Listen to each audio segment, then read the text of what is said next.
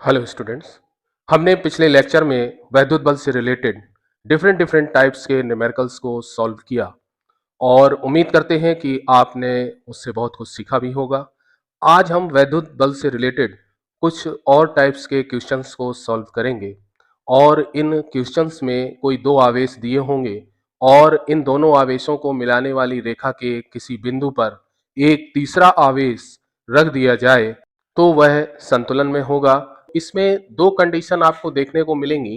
पहली कंडीशन वो होगी कि जब दोनों आवेश समान प्रकृति के हों, समान प्रकृति के हों, यानी दोनों पर पॉजिटिव चार्ज हो या दोनों पर नेगेटिव चार्ज हो। पहला आवेश ले लेते हैं Q1 को और दूसरा आवेश ले लेते हैं Q2 को। उस कंडीशन में जो हम तीसरा आवेश रखेंगे वो इन दोनों के बीच में कहीं पर रख देंगे Q3 संतुलन के लिए, यानी कि या तो ये दोनों प्लस के होंगे और या ये दोनों माइनस के हो सकते हैं, लेकिन इनकी प्रकृति दोनों की कैसी होगी? समान होगी। उस कंडीशन में जो तीसरा आवेश आप रखेंगे वो इन दोनों के बीच में कहीं पर रखेंगे। मान लेते हैं कि इन दोनों आवेशों के बीच की जो डिस्टेंस है वो स्मॉल r है और किसी एक आवेश से इसकी डिस्टेंस मान लेते हैं Q1 से जो डिस्टेंस है वो x मान ली। तो Q2 से डिस्टेंस कितनी हो जाएगी Q3 की? आइए उसे भी नोट कर लेते हैं। ये होगी r माइनस एक्स। पूरे में से इसको घटा दिया तो ये वाली डिस्टेंस हमारी आ गई r माइनस एक्स। x किसी से भी मान सकते थे Q3 का, या तो इससे मान लेते तो ये वाली हो जाती r माइनस एक्स। तो यहां पर हमने Q1 से डिस्टेंस मानी है इसकी स्मॉल x, जो तीसरा आवेश है। अथवा दूसरी कंडीशन में क्या होगा? जब दोनों आवेश विपरीत प्रकृति के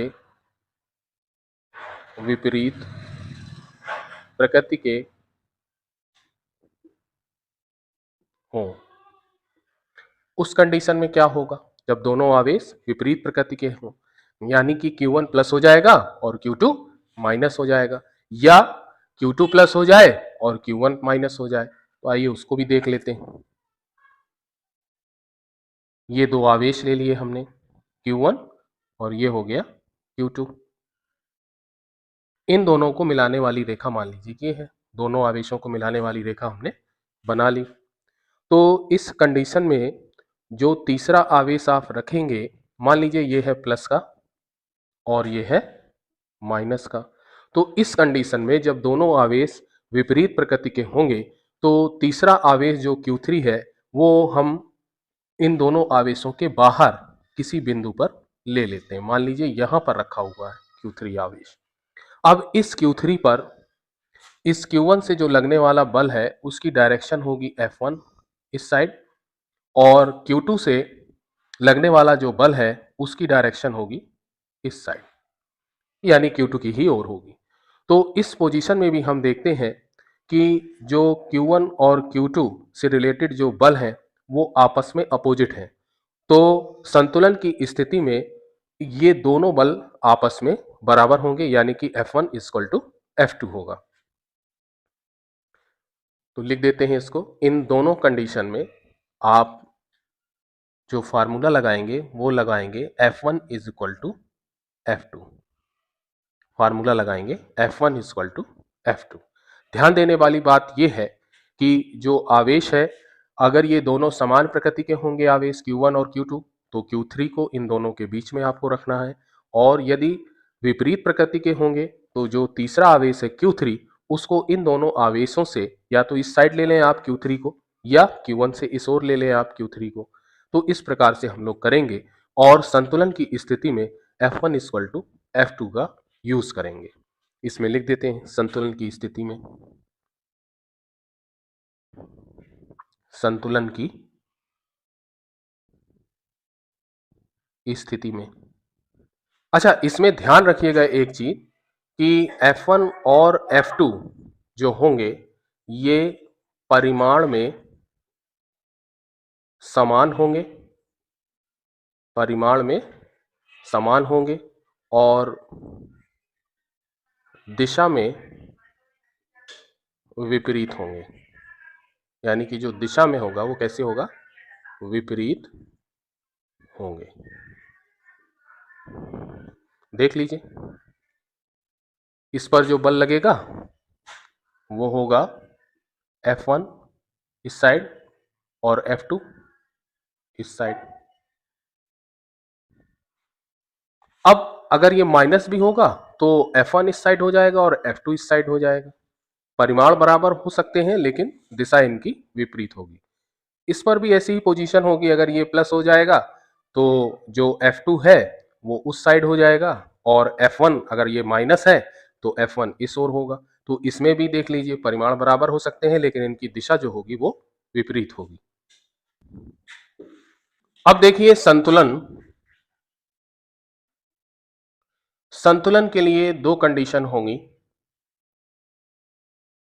पहली कंडीशन होगी हमारी स्थायी संतुलन, स्थायी। पहली कंडीशन होगी हमारी स्थायी संतुलन।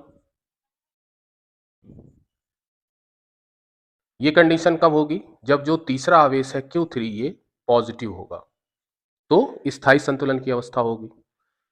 दूसरी हो सकती है अस्थायी संतुलन।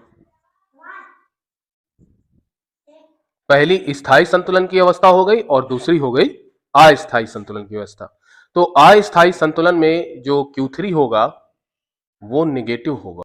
तो इसमें देखिए ये दो आवेश है, मान लीजिए ये Q1 है और ये वाला Q2 है।